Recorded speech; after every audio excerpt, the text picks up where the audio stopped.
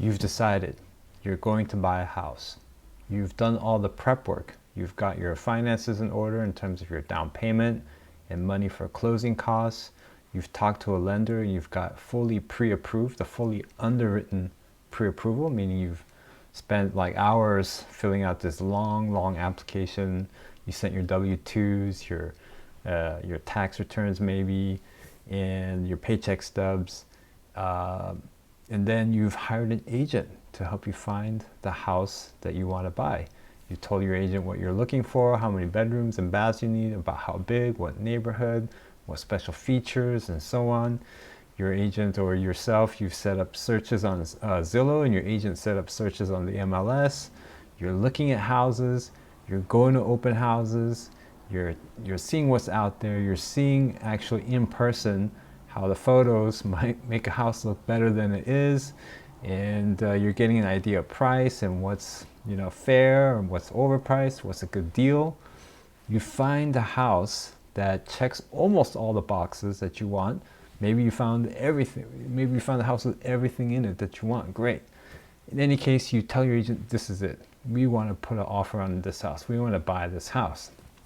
Agent says, great. I'll write up the agreement. I'll send it to you by email so you could digitally sign it.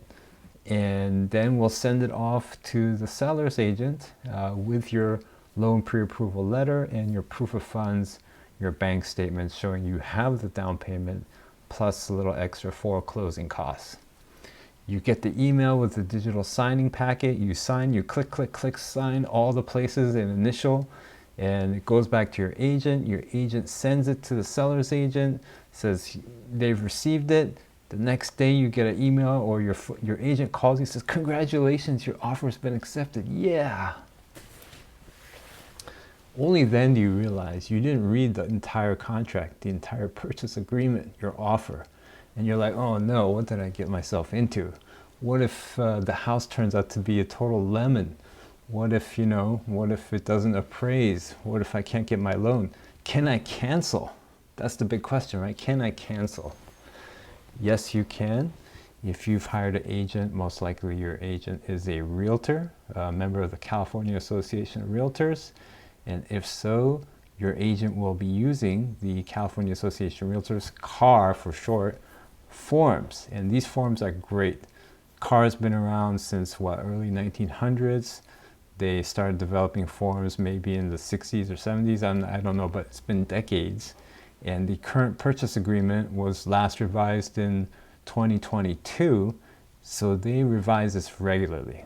As times change, as new lawsuits happen, and new ways of business occur, the agreement has been modified and revised to better reflect the changing times.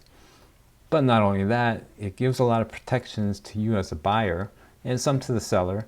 But it gives the buyer a great chance to do their due diligence, to really look into the house, inspect it, and make sure it's to their satisfaction in terms of their investigations. You can investigate it to your satisfaction before you sign off on actually purchasing it. So you can cancel. And the way you cancel is by contingencies. And you get 3 standard contingencies written into the agreement. You don't have to do anything to make those valid. It's just valid there. If you don't want the contingencies, you have to check a special box to do that. And the only reason you would do that is if it's a hyper-competitive seller's market and you want to remove the contingencies to make your offer look more attractive to a seller. So let me show you some of these contingencies. Okay, so here we are on the first page of the California Residential Purchase Agreement and Joint Escrow Instructions, basically the contract. This is how you will convey your offer to the seller. And in here it'll list your name, the seller's name, the address, and then who the agents are that are involved, or the brokers, and then you list how much you're offering, how long it'll take, if you're going to be using a loan, how much of that will be a loan and how much will be down payment, and so on. So these are the basic terms on the first page. And here in this box, section 3, that's where you specify the different terms of your offer. And then on the second page, section L, you'll see contingencies. And I'll blow this up a little bit so you can see it better. There we go. So contingencies. So by the way, with this last revision of the purchase agreement, they made it very easy to quickly see all the different key terms of the offer. Before, it was kind of scattered all over the place. It was a real pain to find things. And now they've consolidated it into this table so you can quickly and easily see what are the key terms. So here are contingencies. Right off the bat, loan. You get standard 17 days, but you can also put in a different number of days, like if you want to lessen it to make your offer sweeter, or lengthen it if you think you need more time. Or you can check this, no loan contingency. So if you're going to be paying cash, then obviously you don't need a loan, so you don't need this loan contingency. You would check that. But if you're having a loan, you should definitely not check it, unless if you're absolutely sure that you know, you're not going to need the loan contingency. And there are special cases for that. For instance, if you're buying like a $500,000 house and you only need a $50,000 loan, it's probably going to be very easy to get that. So the chances are that you could probably remove that contingency and not be in danger of not getting the loan. Next is the appraisal contingency, also 17 days. And here you could put in a specific dollar amount if the appraisal doesn't come in at this, you know, this price that you put in here. And again, you can put in a different number of days and you can remove the appraisal.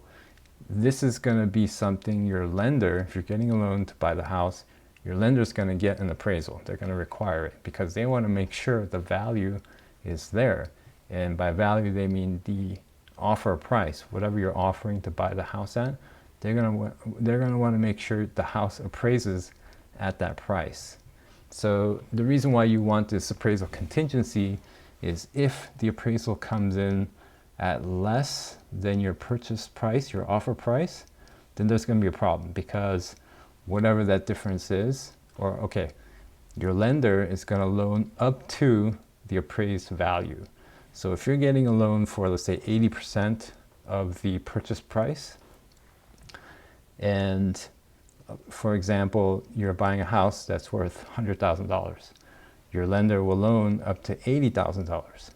If the appraisal comes in, let's say at $90,000, your lender will only appraise 80% of $90,000. So that means the loan amount is not going to be $80,000, it's going to be less than that. Let me do a quick calculation. So 80% of that, $72,000. So that's $8,000 short. That $8,000 has to be made up somewhere. If you don't have the cash to make it up and the seller doesn't agree to lower the price, what are you going to do?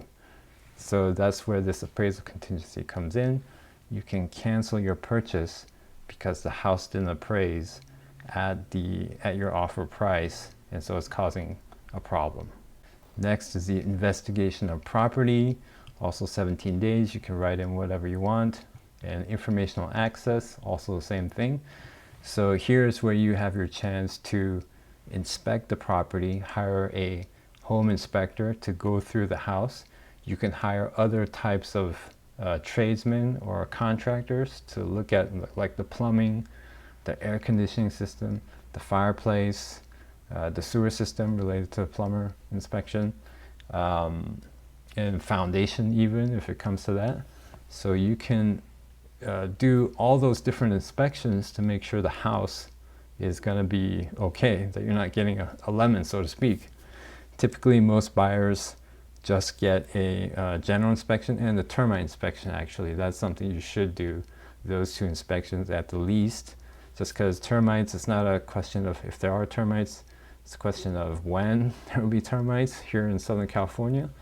And so that's why those two inspections are recommended, and you really should get those. Otherwise, you'll get a form saying that you're going against broker's advice. So it's not like a penalty or anything, but just a notice saying that, okay, if you're not getting those 2 inspections, then you're kind of going against our advice as your advisor that you should do those inspections for the house. So other informational access items are like, in general, you'll always get a natural hazards disclosure report, which is a report showing in the immediate radius of the property what natural hazards there are. Things like, if there's an earthquake fault zone, if you're in a very high fire hazard area, if there are some like industrial or chemical plants nearby, or what types of those industrial things are nearby or within a certain radius. And then you'll also get the review of seller documents. So sellers also required state law to disclose, to the best of their knowledge, the condition of the house. They can't be hiding things. If they know there's a problem, this is where they're supposed to disclose it. And there's a special form that they fill out that's pretty thorough, and they're supposed to, be truthful and write out everything that they know is wrong with the house or a potential problem, or if there were some previous repairs done to the house, what those were, and what they did to correct it. Then if your house, or if you're buying a condo or townhouse in a common area or in a homeowners association, then you'll get the chance to review those documents like the HOA, CC&Rs, the covenant conditions and restrictions, or anything else that governs the area that the property is in. And then also if the house has some leased equipment like solar panels, then you'll be able to get those documents too, review that lease or whatever documents there are for that, so you can make sure that the terms are acceptable to you. So those are the basic contingencies that allow you to cancel your purchase of a house if for any of these reasons, it's not going to work out for you. Like as mentioned, the appraisal doesn't appraise, or for some reason your loan, even though you're pre-approved, something happens and you're not able to get that loan anymore.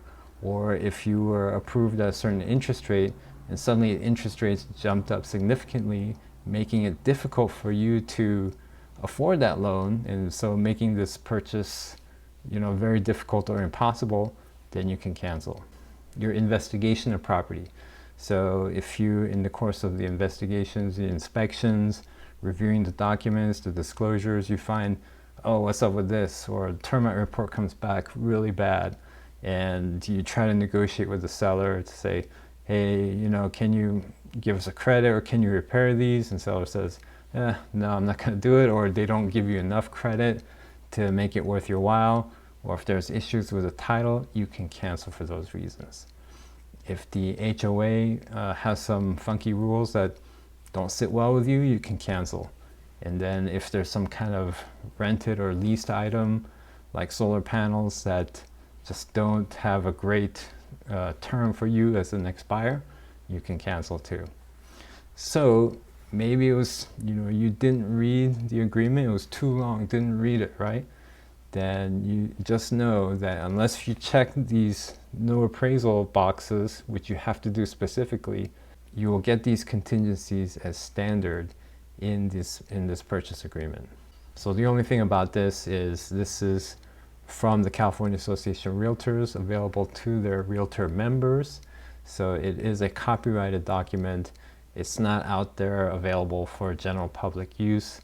It's only available if you go through a realtor who hopefully you hired to help you, because in most cases, you as a buyer, it's not going to cost you anything to have this buyer agent, to have a realtor member represent you, because most of the time the seller's agent will pay your buyer's agent out of their commission. So in most cases, it won't cost you as a buyer anything, but it's not completely free. So just want to clear that up for you. All right, well, I hope that was helpful to you. If you thought so, please click like and subscribe for more content. This is dale.shin, LA Area Realtor. If you need help buying or selling a house in Los Angeles, don't hesitate to give me a call.